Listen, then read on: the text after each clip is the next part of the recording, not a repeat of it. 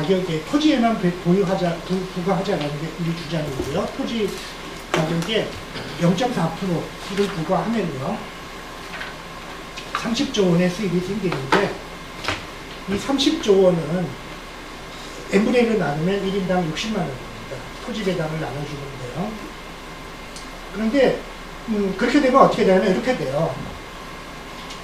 뭐 자가 8억이고 뭐 이렇게 자가 8억이고 8억짜리 아파트에 살고 3인 가족이면 보유세를 200만 원 내게 되고요. 그리고 토지 배당을 3인 가족 180만 원 받아서 25만 원 손해를 보고요. 4명이면 8억에 사는 사람도 35만 원 더 받게 돼요. 0.4%. 지금은 많은 분들이 혹시 8억이 넘을 수도 있는데요. 강의 들으시는 분들이 안 되시는 분도 있고 어쨌든 50%는 집이 없습니다. 우리나라 국민에. 그리고 이 정도 집까지가 이렇게 왔다 갔다 하는 손해보고 이익보는 경계가 되는 집들이고요. 그렇기 때문에 이것만 부과하면 근데 내는 돈 얼마 안 돼요. 4인 가족 9억 해도 1년에 16만 원 더 내는 거예요. 근데 안정되는 거 0.4%만 부과하면요 뚝 떨어져요. 이렇게 1억, 2억은 뚝 떨어져요. 집이. 그래서 안정이 돼요. 그러면 이 보유세를 부과하면 문제가 한순간에 해결이 되는데 보유세를 부과를 못하는 거예요. 왜냐하면 보유세를 부과하면 세금을 다 내게 되잖아요. 그 사람들이 저항할까. 아니 뭐 농지 한 평이 있더라도 돈을 내게 되면 저항할 거 아니에요? 가치가 없는. 그런데 간단하게 기본소득이라는 아이디어만 받아들였으면 토지세 거둔 거 그냥 n분의 1로 나누겠다라고 해버리면 정치인이 못할 이유가 없죠. 이 정도인데. 이 정도인데 충분히 하죠. 한 90%가 받는 게 10,000원이라도 많게 만들 수 있는데 그리고 99%까지 내는 게 뭐 100만 원 더 내는 게 100만 원도 안 돼요. 그것도 1%나 0.1%가 진짜가 아닙니다. 그러면 이 정책을 기본소득이라는 단순한 이 생각만 받아들였다면, 열려 있었다면 토지 보유세로 이 부동산 문제는 한순간에 해결할 수 있었죠. 안정시킬 수 있어요. 너무 많이 대폭락할까봐 겁나잖아요. 보통 정책은 정치인들은 토지 폭락하는 것도 되게 겁니다. 일본처럼 됐다가. 근데 다 거품인 걸 다 아는 거예요. 우리 가격이. 자기 임기 때 폭락할까봐. 내 임기 때는 언론도 요거도 먹지만 폭락해도 더 요거도 먹죠. 일본처럼 30% 내려가고. 근데 이거는 폭락해요? 그러면 0.4를 0.3으로 줄여줘요. 0.1을 또 줄여줘요. 그럼 멈춰요. 폭등해요. 0.4를 0.5로 올려요. 세금이잖아요. 0.6으로 올려요. 그러면 이 투기가 안 잡히겠어요? 잡힐 때까지 올리면 돼요. 그럼 결국 잡히는 거예요. 아주 조정할 수 있는데 이 나눠준다는 생각을 안 받아들이니까 이 정부에서 뭔가 세금으로 거둔 걸 전 국민에게 골고루 나눠준다는 생각만 받아들이면 이런 정책을 다 할 수 있는 거죠. 이거는 이제 60만 원 받는 게 목적이 아니죠. 부동산을 안정시키는 게 불로소득을 환수하고. 그 다음에 이제 우리 시대의 큰 과제는 기후위기입니다. 이것도 제가 어떤 표현이냐면 남극빙하 다 녹으면 60m 올라가거든요. 근데 지금같이 가면 2080년에 남극빙하가 다 녹는데요. 남극, 북극은 훨씬 빨리 녹고요. 근데 북극이 높으면 해수면은 많이 안 올라가요. 뭐 1, 2m? 그냥 북극은 얼음, 미림이 바다 위에 떠 있거든요. 근데 남극은 대륙, 땅 위에 얼음이기 때문에 그게 녹으면 바다로 다 들어가서. 요게 서울에 60m 높아졌을 때 잠기는 부위예요. 제가 사는 관악구는 좀 덜 잠기고 여기 사는 뭐 북한 사람들한테 좀 덜 잠기고 압구정도는 뭐 바로 잠기죠. 강북구가 제일 좋네요. 네, 북한 사람들 때문에 강북구에 살아야 되겠네. 강북구에서 80년만 기다리십시오. 비가 남극 다 녹으면 이렇게 됩니다. 그때 되면 강남에 원수가 불 수 있죠.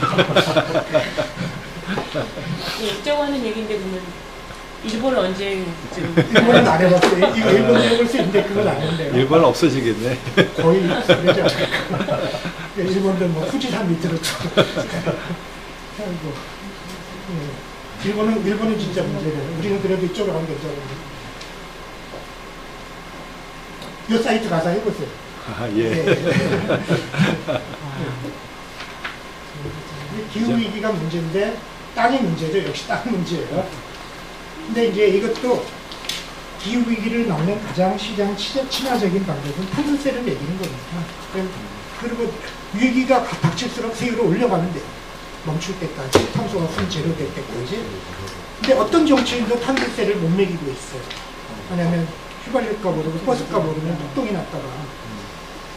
그것도 간단해요. 탄소세를 걷어서 n분의 1을 나누면 그만 받아들이면 한 60%는 그건 90% 아니에요. 한 60% 정도는 버스값, 휘발유값 오르는 것보다 이제 받는 게 많아요. 그걸 충당하고 나머지 조금 내요. 근데 아주 부자들이 좀 많이 해요. 그러니까 단순한 정책이니까 정책 실현 가능성이 높잖아요. 그래서 이거는 미국의 올해 1월 17일 날 월스트리트 저널에 교수들이, 경제학자들이 광고를 낸 겁니다. 그래서 여기 보면 성명서는 잘 안 보이시겠지만 탄소세를 부과하고 다섯 번째 보면 탄소세를 부과된 모든 세금을 정치적 정치적 실현 가능성을 높이기 위해서 모든 미국 주민에게 n분의 1로 균등하게 나눠줘라 라는 성명서입니다. 이 성명서에 발기인, 우리나라 말로는 발기인이 27명에 이게 제가 이름을 적은 건 노벨 경제학상 수상자들입니다. 이 정책을 하라. 이 경제학자 중에는 트럼프를 지지한 공화당을 지지하는 경제학자들도 있습니다. 한 3분의 1은 진보지만 3분의 1은 트럼프를 도와줬던 사람들입니다. 근데 트럼프가 반대하니까 이제 나를 안 들으니까 이제 어쩔 수가 없지만 이 사람들은 내년 초에 또 할 겁니다. 그래서 뭐 일종에 이름 들어보신 분이 있는지 모르겠습니다만 다 노벨 경제학상, 살아계신 노벨 경제학상 수상자입니다. 그래서 이 정책은 쉽게 받아들일 수 있고 아마 우리나라나 미국 같은 데는 트럼프만 아니면 바로 채택이 될 가능성이 있습니다. 왜냐하면 이게 공화당 지지 경제학자들도 있기 때문에 트럼프가 문제입니다. 트럼프 대통령이 1월달 요거 광고 나오던 1월달 무렵에 제가 이렇게 우연하게 이제 미국에 있었는데 이제 그래서 미국 정치를 매일 뉴스를 봤는데요. 그때 이제 기후 위기가 미국도 실감이 닥쳤어요. 왜냐면 시카고가 영하 40도씨가 됐어요.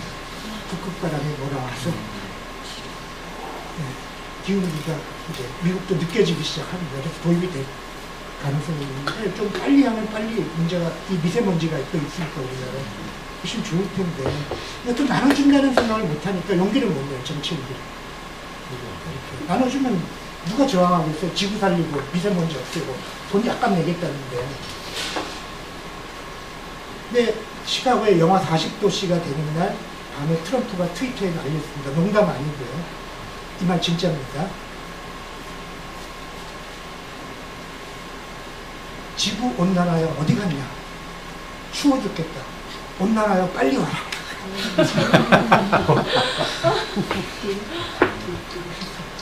진짜 트럼프입니다. 농담 아니에요.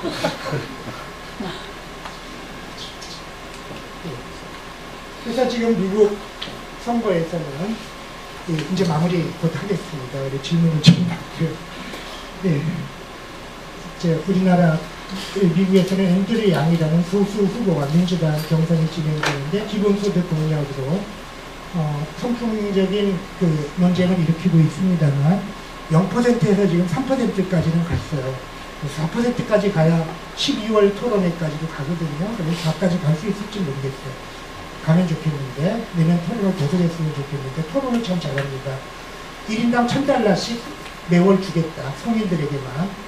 자유배당이라고 이름을 붙였고요. 그리고 재원은 부가가치세로 하겠다. 현실적이죠? 부가가치세로 하겠다. 두 번째 탄소세를 매겨서 탄소배당을 하겠다. 뭐 이건 제가 말씀드린 건데 세 번째가 좀 독특한데 데모크라시 달러스, 민주주의 달러를 연방선거가 있을 때마다 성인 주권자 1인당 $100씩 주겠다. 10만 원씩. 그런데 이거는 정치 자금으로만 써야 됩니다. 후원 정치인만 후원해요.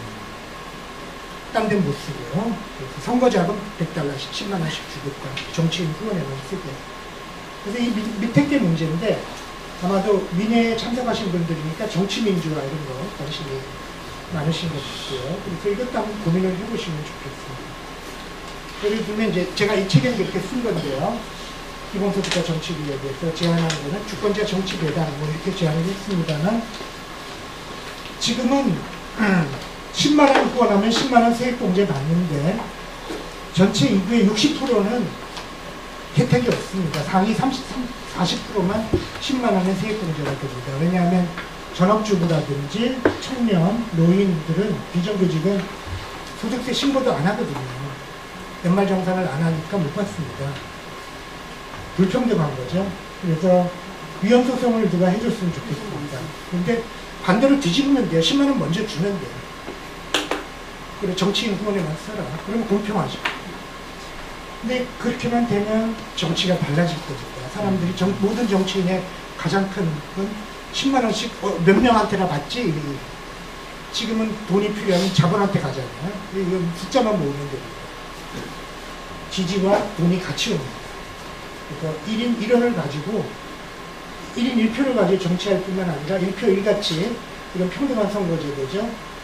비례대표제 선거제도 그 다음에 1인 1원에 가지고 우리 정치를 하자라는 그런 간단한 제안이고 그 제안은 미국에서는 이런 분들이 이미 하신 겁니다.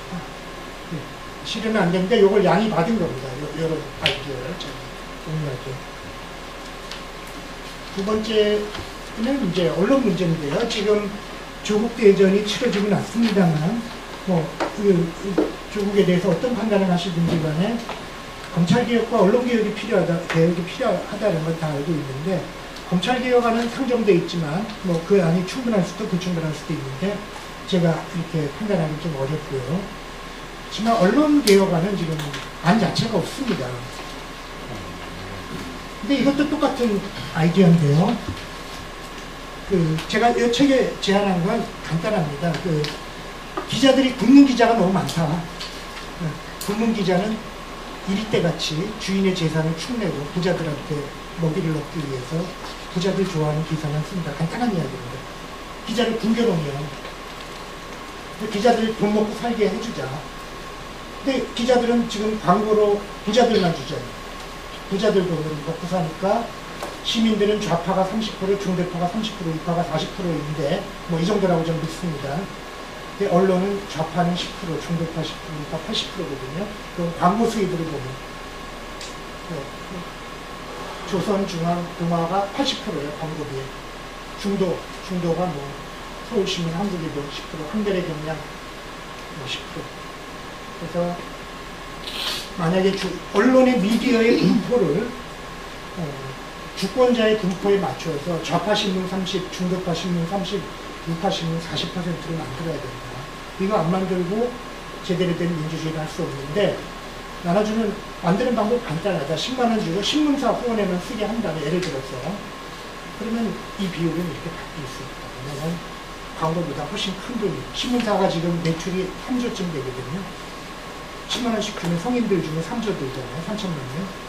그러면 신문사는 광고가 하나도 없어도 다 전체 신문사 담겨서 유권자들이 각자 자기 성향에 맞는 신문들 먹여 살릴 수 있다. 이런 제안입니다. 이 정도로 발표를 마치고